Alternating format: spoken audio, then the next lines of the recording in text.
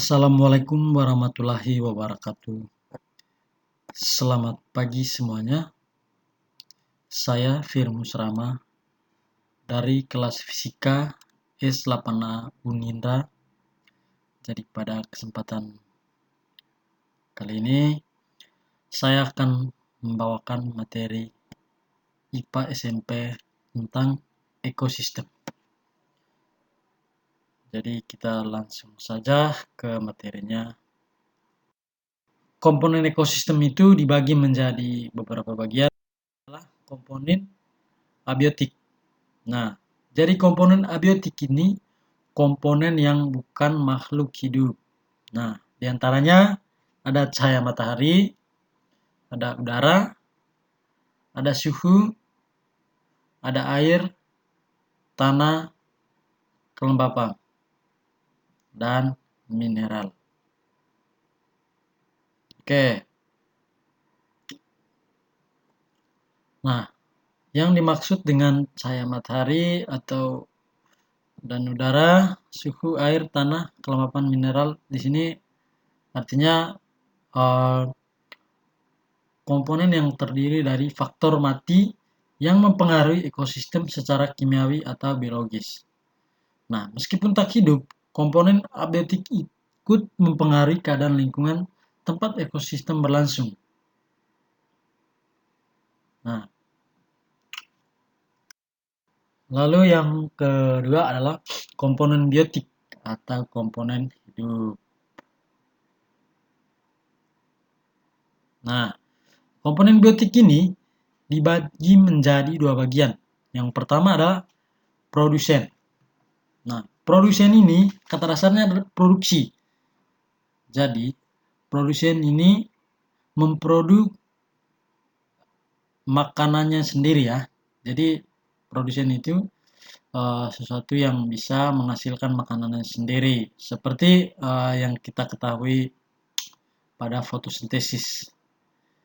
Jadi, di mana fotosintesis ini dia menghasilkan makanannya sendiri melalui cahaya matahari dan siklusnya ya.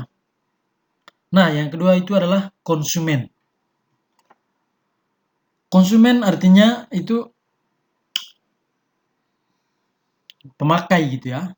Kalau di dalam kehidupan sehari-hari sering kita dengan konsumen atau pemakai atau pengguna.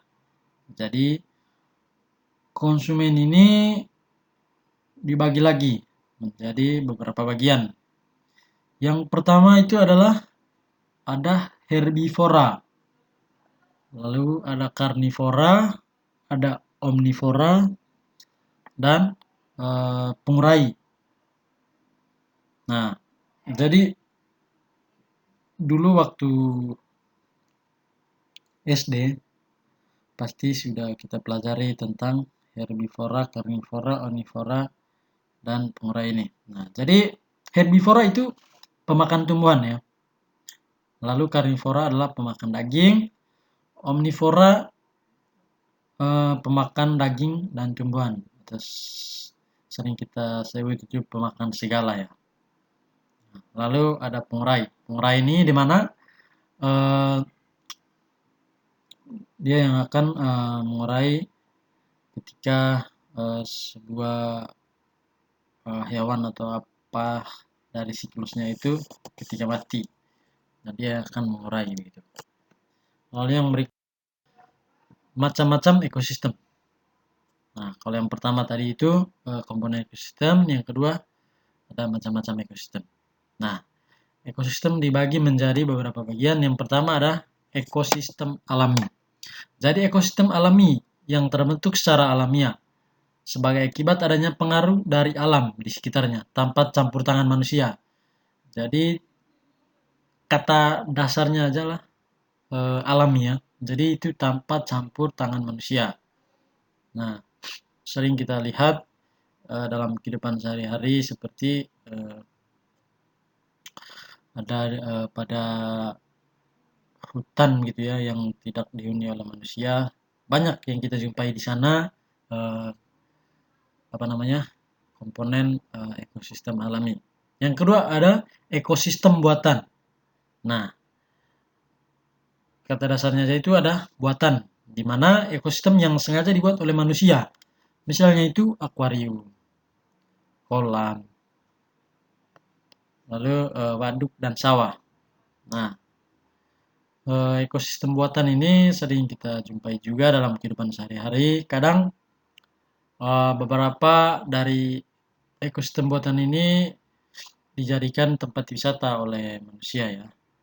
Seperti waduk, kalau di Jakarta itu ada waduk Pluit, lalu ada sawah juga. Kadang ada sawah yang dijadikan untuk tempat wisata. Seperti yang ada di Flores, tepatnya di Cancar.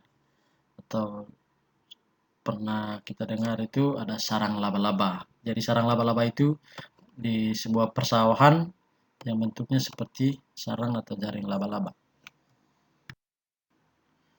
Lalu yang ketiga adalah keseimbangan makanan.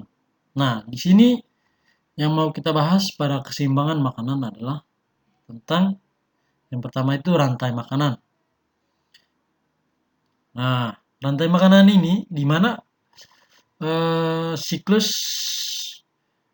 memakan yang kita lihat sekarang itu yang pertama ada padi. Jadi padi dimakan oleh tikus. Lalu tikus dimakan oleh ular. Lalu ular dimakan oleh elang. Nah, nanti ketika elang mati akan diurai oleh jamur dan kembali ke padi atau untuk ke pupuk begitu ya. Nah, yang berikut adalah jaring-jaring makanan. Jadi jaring-jaring makanan eh, seperti yang teman-teman saksikan, ada tumbuhan, ada tikus, atau ada kelinci, lalu ada eh, burung elang, rubah, lalu ada laba-laba, serangga, pokoknya teman-teman bisa saksikan di situ. Jadi tikus bisa dimakan oleh ular, lalu ular dimakan oleh tikus seperti yang saya jelaskan di rantai makanan tadi ya. Tapi di sini sedikit lebih meluas. Artinya bukan hanya satu siklus saja, tetapi ada beberapa bagian yang membentuk siklus itu bukan hanya satu bagian saja ya, tapi ada beberapa. Dan yang terakhir adalah yang memang pengurai tadi, gitu, dan kembali ke tumbuhan, tuh, seperti padi atau rumput-rumputan. Nah, yang berikut ada interaksi antar komponen ekosistem. Nah, yang pertama adalah interaksi antar organisme. Yang kedua, interaksi antar populasi. Yang ketiga, interaksi antar komponen biotik dan abiotik.